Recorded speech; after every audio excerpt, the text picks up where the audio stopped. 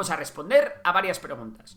¿Qué es el análisis técnico? ¿Realmente funciona? Y además, vamos a ir un poquito más allá aprendiendo los conceptos básicos del análisis técnico y los pondremos en práctica para que tú mismo puedas empezar a hacer tus propios análisis. Venga, comencemos por lo primero.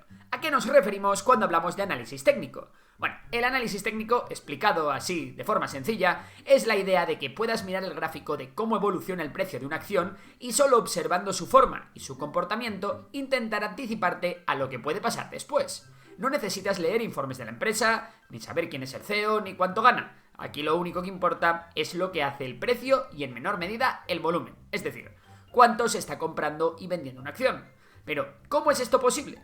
¿Por qué la gente es capaz de ganar dinero solo mirando el gráfico del precio de una acción, sin estudiar el negocio, ni las cuentas, ni nada? Porque al final, detrás de cada movimiento del precio, hay personas, o algoritmos programados por personas, que actúan movidos por emociones. Y esas emociones suelen repetirse: miedo, codicia, euforia, pánico. Lo curioso es que cuando mucha gente reacciona de forma parecida ante determinadas situaciones, eso genera patrones en los gráficos que tienden a repetirse. Y ahí es donde entra el análisis técnico, en intentar identificar esos patrones que con el tiempo han demostrado tener cierta fiabilidad. ¿Significa esto que puedes predecir el futuro? No existe una herramienta que te diga exactamente qué va a hacer el precio de la acción. Lo que sí puedes hacer es jugar con las probabilidades. Algo parecido a lo que hace alguien que cuenta cartas cuando juega al blackjack. El análisis técnico te da pistas, señales que, bien interpretadas, te permiten tomar decisiones un poco más informadas y, sobre todo, gestionar mejor el riesgo. Además, hay un fenómeno curioso que hace que el análisis técnico funcione aún más: la profecía autocumplida. Si miles de traders ven el mismo gráfico y todos identifican, por ejemplo, un nivel de soporte donde el precio siempre rebota, es muy probable que, al llegar a ese nivel, muchos empiecen a comprar. ¿Y qué pasa si todos compran? Que efectivamente el precio rebota. Entonces, aunque al principio fuera solo una expectativa, al final se convierte en realidad gracias a las decisiones colectivas. Por eso funciona, no por magia ni por superstición, sino porque el análisis técnico estudia el comportamiento humano reflejado en los precios. Y la psicología humana, por mucho que cambien las tecnologías, sigue siendo bastante predecible. No obstante, precaución. De la misma manera que no entras a un restaurante solo porque hay camiones aparcados fuera, no deberías invertir apoyándote exclusivamente en el análisis técnico. Los inversores más completos combinan los dos mundos. Primero, usan el análisis fundamental, es decir, el que estudia el negocio, para asegurarse de que la empresa o activo tiene sentido a largo plazo, y después utilizan el análisis técnico para afinar el timing de cuándo invertir y cuándo vender. Dicho esto, comencemos a entender cómo funciona el rollo. Lo primero que tienes que conocer son las velas japonesas. Las velas japonesas son la forma más visual y rápida de entender lo que ha pasado con el precio en un periodo concreto, ya sea un minuto, una hora, un día o lo que tú elijas. Cada vela te cuenta una pequeña historia del mercado. Te explico cómo funciona. Cada vela tiene 4 datos clave: la apertura, el cierre, el máximo y el mínimo. Y con eso se construye su forma. Imagina que estamos viendo una vela de un día. Si el precio de apertura fue, por ejemplo, 100 euros y al final del día cerró en 105, tenemos una vela verde, porque el precio subió. Si en ese mismo día el precio más bajo fue 98 y el más alto fue 107, esos extremos se marcan con unas líneas finas que salen de la vela, lo que llamaremos las mechas o las sombras.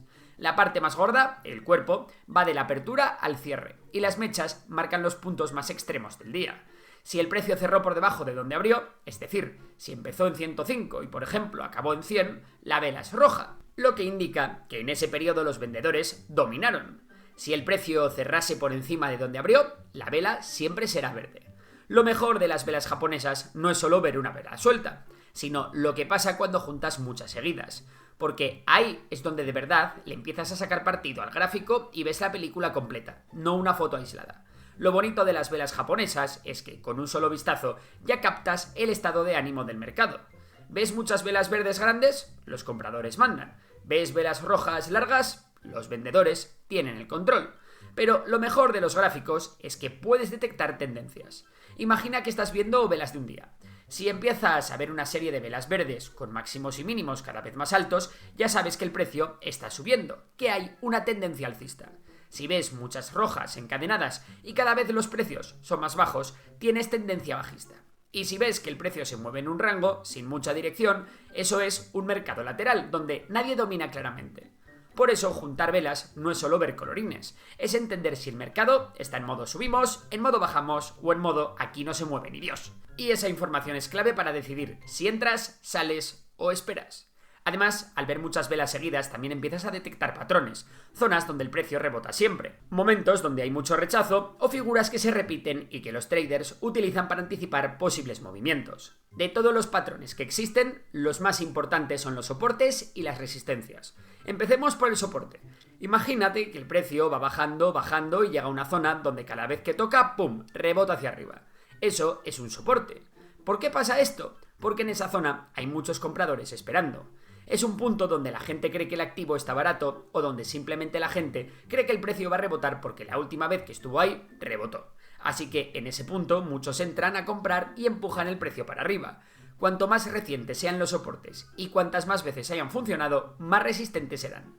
Muchas veces se forman soportes en números redondos, porque es donde muchos inversores han puesto sus órdenes de compra. Ahora la resistencia. Esto es justo lo contrario. El precio sube, pero llega a un nivel donde se frena, como si se diera de cabezazos contra un techo invisible.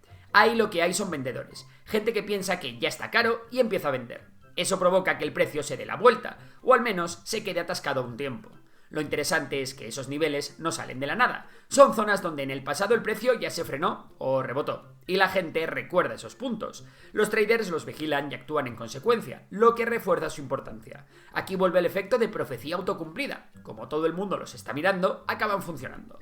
Además, muchas veces, cuando un soporte se rompe, pasa a ser resistencia y viceversa. Por eso los soportes y resistencias son básicos en el análisis técnico. No te dicen exactamente qué va a pasar, pero sí te marcan zonas clave donde es más probable que el precio reaccione. Y ahí es donde los traders toman decisiones. Comprar cerca de soportes, vender cerca de resistencias o prepararse para actuar si se rompen esos niveles. Bien, hasta ahora solo hemos hablado del precio, pero os dije que además del precio, la otra variable que se estudia en el análisis técnico es el volumen. ¿Y qué es el volumen? El volumen es como el termómetro del mercado. Te dice cuánta gente está realmente participando en un movimiento, es decir, cuánta fuerza tiene lo que estás viendo en el gráfico. Porque claro, ver que el precio sube o baja está muy bien, pero si no sabes si hay mucha o poca gente detrás de ese movimiento, te estás quedando solo con la mitad de la película. Si nos ponemos exquisitos, el volumen realmente representa la cantidad de operaciones que se están haciendo, o sea, cuántos intercambios reales hay de ese activo. Si lo piensas, es como en una manifestación. Puedes tener a 5 personas gritando con pancartas o puedes tener a 500.000 de personas cortando las calles. No es lo mismo, ¿verdad? Pues en el mercado, igual. Un precio que sube con poco volumen puede ser un espejismo, algo que no tiene fuerza real. En cambio, si el precio sube con volumen alto, significa que hay consenso, que mucha gente está apostando por esa dirección, y por tanto el movimiento es más creíble. Lo mismo al revés, si el precio cae y el volumen es flojo, puede ser una simple toma de beneficios o un respiro del mercado.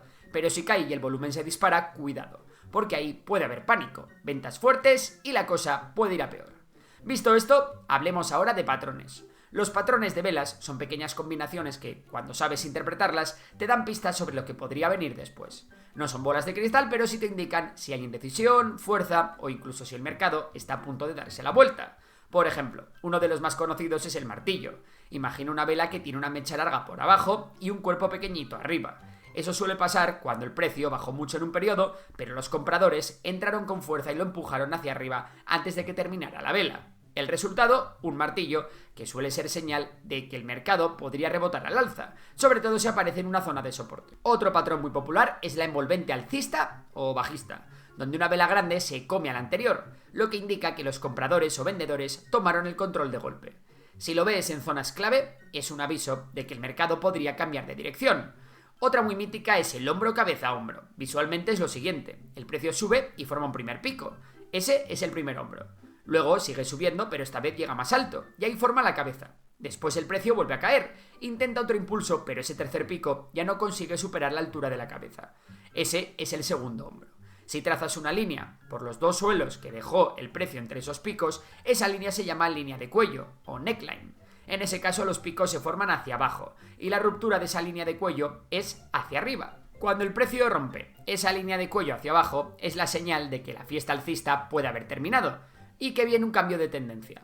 También existe el hombro cabeza hombro invertido, que es lo mismo pero al revés, y suele señalar un posible cambio de tendencia de bajista a alcista. Lo que tienes que entender es que los patrones de velas no funcionan aislados.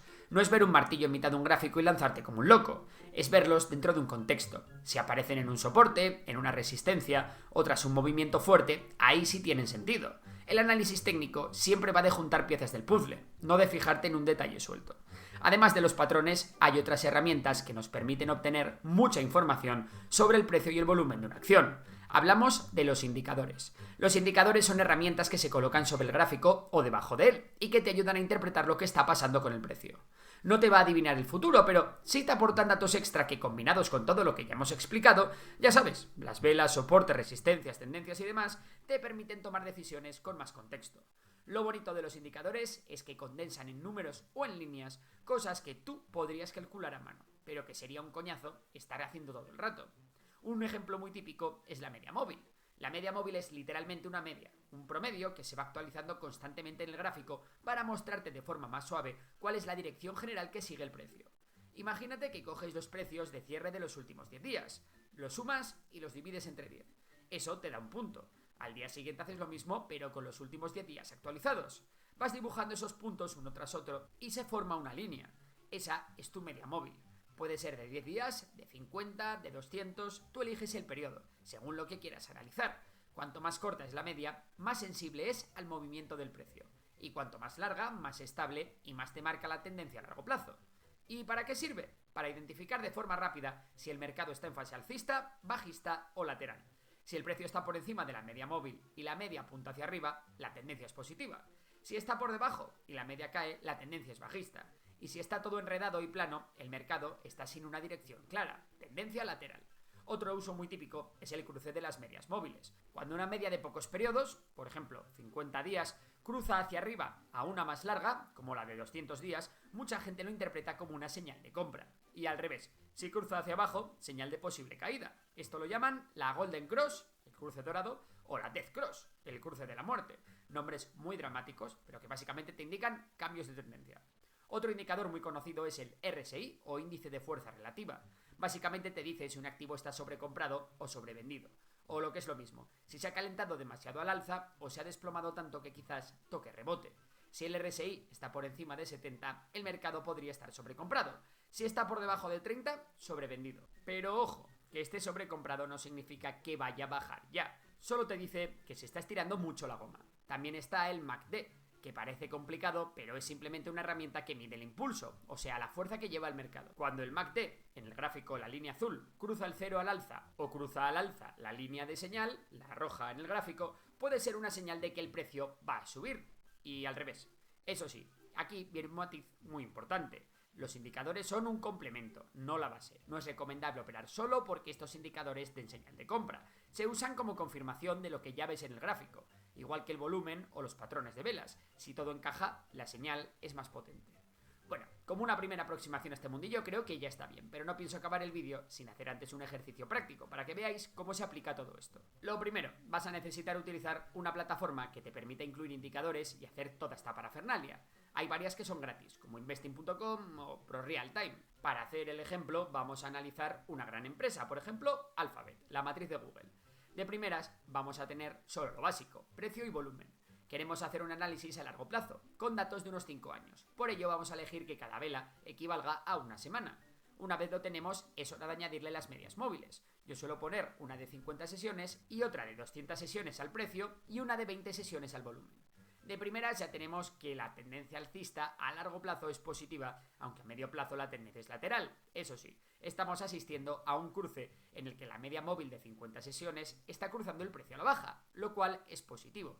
Aunque no mucho, ya que la pendiente de la media móvil no es positiva. Lo siguiente que haremos será dejar nuestros indicadores RSI y MACD colocados. También os recomiendo poner el gráfico en escala logarítmica. Lo siguiente será localizar los principales soportes y resistencias. Los principales soportes están en las zonas de 150, 141, 85 y 51, mientras que las principales resistencias están en 190 y 206. ¿Y qué hacemos con esta información? Bueno, aquí podemos operar de dos maneras. La primera es comprar cuando el precio se acerca a un soporte y vender cuando se acerque a una resistencia, pensando que en ambos casos el precio rebotará. Otra opción es comprar y vender a rotura. y es que cuando el precio rompe una resistencia, este suele dispararse, y la resistencia se convierte en soporte. Eso sí, es importante que la ruptura venga acompañada de un volumen alto. Por el mismo motivo, lo que hacen los buenos traders es poner un stop loss, es decir, una orden de venta automática justo por debajo de un soporte. De esta forma, los traders protegen su capital de grandes caídas y calculan el riesgo. Eso sí, recuerda apoyar tus decisiones con patrones y con indicadores. Veamos si hay algo interesante en este caso. Para ello, hagamos un poco de zoom en el gráfico. En este caso se ve lo que podría ser una figura de hombro cabeza a hombro, lo que nos alerta de un posible movimiento bajista. Y ya solo quedaría echar un ojo a nuestros indicadores, que se encuentran en tierra de nadie y no dan señal ni de compra ni de venta. ¿Y dónde habría sido un punto claro de compra? Pues en este gráfico ningún punto cumple con todos los criterios. No obstante, habría sido muy interesante entrar en septiembre de 2020, cuando la acción superó la resistencia que marcó previa a la pandemia. También habría sido interesante entrar en marzo de 2023, cuando el precio volvió a rebotar por tercera vez en el soporte de 85. Y por último, al romper la resistencia de 140, en abril de 2024.